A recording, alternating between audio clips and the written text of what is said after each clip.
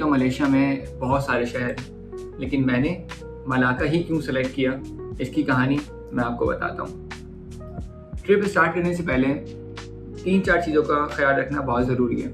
सबसे इम्पॉर्टेंट चीज़ कि कहाँ जाना है, सेकेंडली कहाँ रहना है, थर्ड कैसे जाना है, और चौथी चीज़ वहाँ जाके खाना क्या है। तो मेरा ट्रिप स्टार्ट होने वाला है कुआलालंपुर से मलाका के लिए।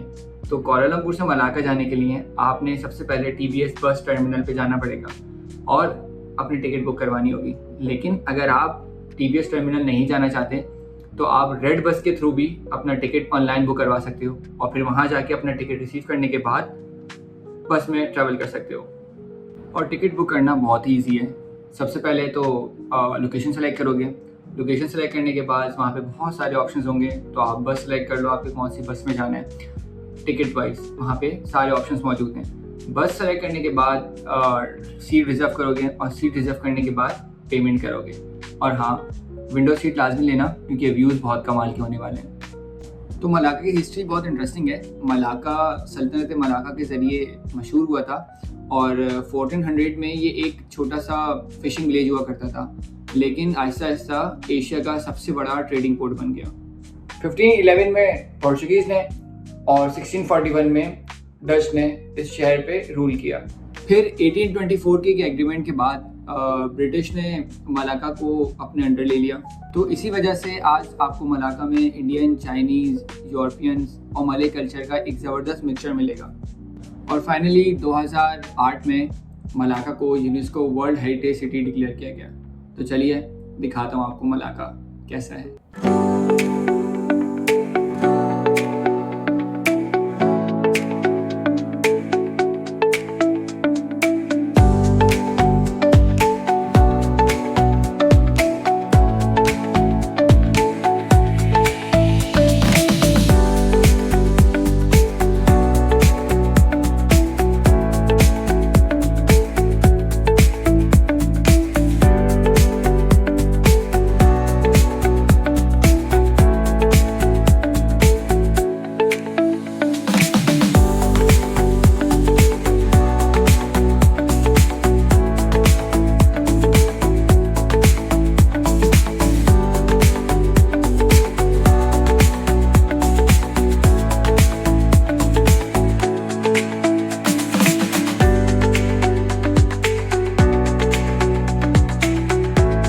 ये असद भाई पूछ रहे हैं कि ये इस साइकिल रिक्शा की जो है ना वो सारी डिटेल असद भाई ले रहे हैं। जैसे असद भाई ने इसमें बैठना है, ये देख सकते हैं। जब तक ये पूरा देखते हैं व्यू वगैरह, जब तक असद भाई जो है वो हमारे डिटेल्स लेते हैं, जब तक मैं आपको डच स्क्वायर दिखाता हूँ। सो भाई ये है इनका मेन स्क्वायर, चर्च है ये, और बहुत जो है वो हैपनिंग प्लेस है। अगर आप शाम में आते हैं फैमिली के साथ तो उस लिहाज से जो है वो बहुत ही खूबसूरत प्लेस है ये।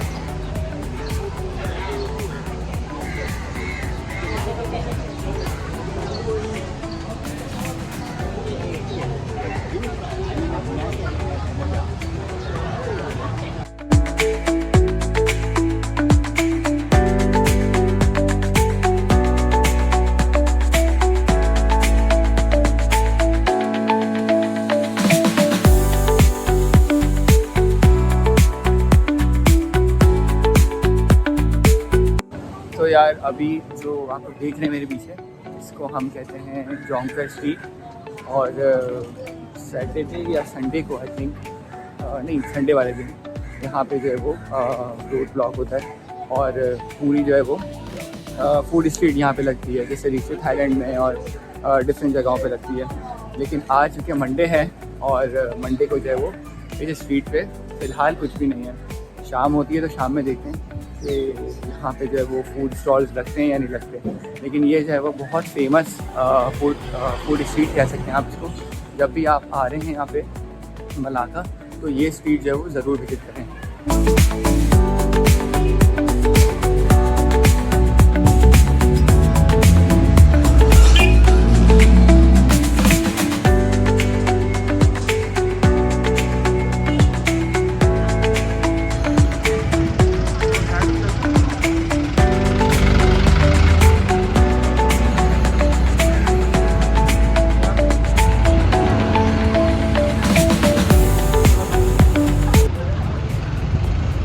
10:30-11 का टाइम है और यहाँ पे जो है वो काफ़ी ग्रुप टूर्स भी आए हुए हैं, जो लोकल मलेशियंस हैं या इंडिया से ग्रुप टूर्स आए हुए हैं या चाइना से आए हुए हैं। तो डिफरेंट ग्रुप टूर्स भी आपको मिल जाएंगे और काफ़ी लोग जो है वो हमारे इतना इंडिविजुअल भी आए हुए हैं। तो मोस्टली जो है वो मैं यही देखता हूँ कि चाइनीज़ के पूरे पूरे ग्रुप्स आए हुए हैं यहाँ पे, जिसके अंदर 25-30-40 लोग यहाँ पूरा पूरा ग्रुप्स बना के जो है वो ये लोग आए हुए हैं।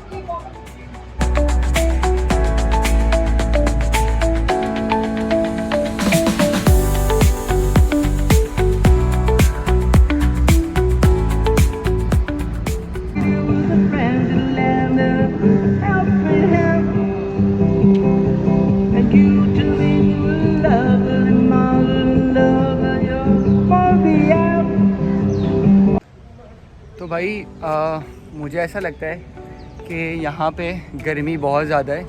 हम ये एक्सपेक्ट नहीं कर रहे थे कि इतनी ज़्यादा गर्मी होगी मलाका में, लेकिन गर्मी तो बहुत है भाई।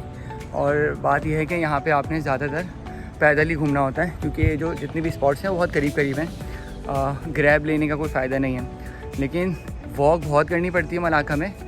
लेकिन ये सारा मज़ा शाम में आएगा। अभी बहुत ज़्यादा गर्मी है और शाम का ये है कि हम 8 बजे चले जाएंगे यहाँ से।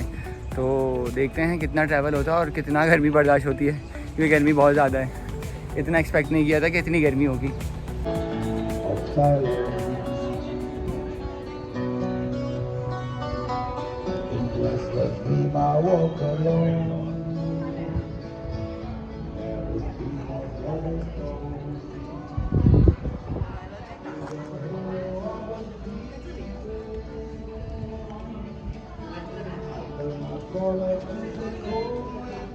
तो सिटी टूर करने के बाद अभी मैं जिस जगह पे मौजूद हूँ वो है मस्जिद, और मस्जिद सिलात कहते हैं इसको।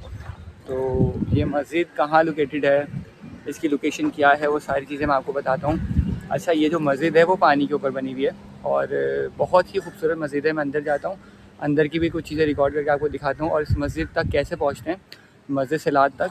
तो ये मैं आपको बता देता हूँ कि आप वहाँ उतरेंगे स्क्वायर के ऊपर, जहाँ से मैंने वीडियो स्टार्ट की थी। वहाँ से आप ग्रैब करेंगे और ग्रैब के थ्रू आप यहाँ पे पहुँच जाएंगे। और ग्रैब आपसे 10 रिंगिट 8 रिंगिट लेगी, डिपेंड करता है सिचुएशन के ऊपर। तो मेरे पीछे ये देख सकते हैं आप मस्जिद, और पीछे देख सकते हैं पीछे सारा समंदर है। तो अभी अंदर चलते हैं और वज़ू करते हैं, नमाज़ पढ़ते हैं, फिर मैं आपको दिखाता हूँ मस्जिद के अंदर का व्यू, और मस्जिद से जो समंदर नज़र आता है वो भी मैं आपको दिखाता हूँ।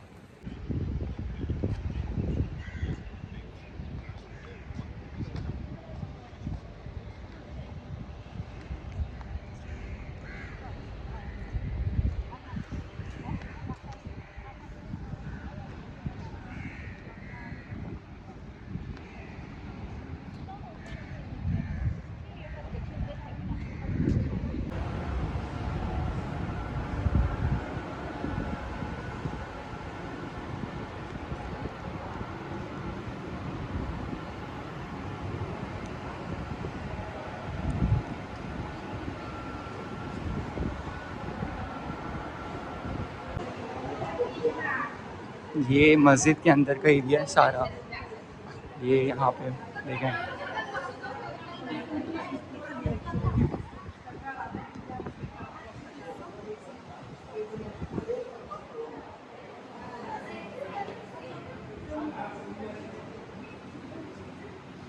तो मैं जिस तरीके से आप लोगों को बता रहा था कि ये मस्जिद जो है वो पानी के ऊपर बनी है, तो आप ये देख सकते हैं, बहुत ही खूबसूरत मस्जिद है।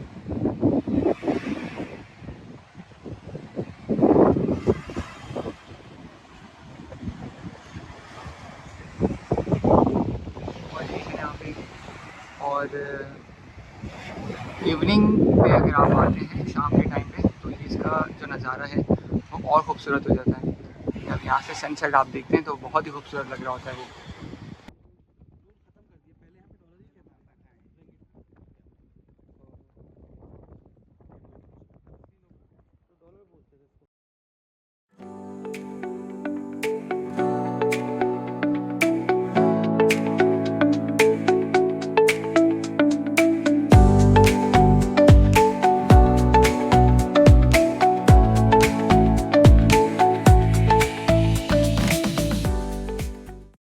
यार एक चीज़ है जो मुझे असद भाई को आज यहाँ पे आके फील हुई है। असद भाई आप बताएं ये क्या कर रहे हैं आप? भाई ये मैं इसलिए कर रहा हूँ कि यहाँ पे आप पानी लो, कोई भी जूस लो, तो आप उसमें पैसे यहाँ डालो, आप लेते जाओ और ईमानदारी से पैसे डालो। तो आप ये ईमानदारी चेक करें कि आपने जो है वो यहाँ से या तो पानी लेना है या जूस लेना है या कुछ भी लेना है। यहाँ पे इसका जो पैसे हैं यहाँ पे लिखे हुए हैं और आप अपनी ईमानदारी से जो है वो पैसे इस बॉक्स में डाल दें और आप अपने जूस वगैरह ले जाएं। तो मलेशियंस जो है वो इतना ट्रस्ट करते हैं किसी के भी ऊपर, चाहे वो टूरिस्ट आ रहा हो या चाहे वो यहाँ का लोकल हो। तो उनका ट्रस्ट लेवल इतना ज़्यादा है कि आप यहाँ से चीज़ लें और इस बॉक्स में पैसे डाल दें और जो है वो ये समझते हैं कि यार आपने पे कर दिया। तो ये ट्रस्ट लेवल मैं चाहता हूँ कि पाकिस्तान का इस लेवल का होना चाहिए। क्या कहते हैं सर भाई? सही है, बहुत अच्छा जूस है। चलें आप इंजॉय करें जूस।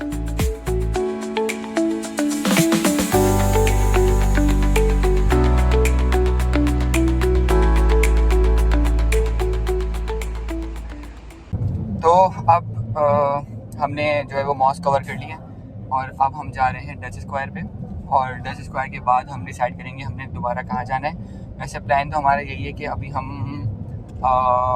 जो आर्ट की जो वॉल है वहाँ पे जाएं।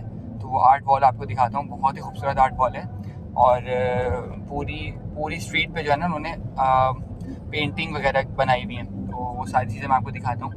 तो अभी फ़िलहाल आप रास्ता एंजॉय करें।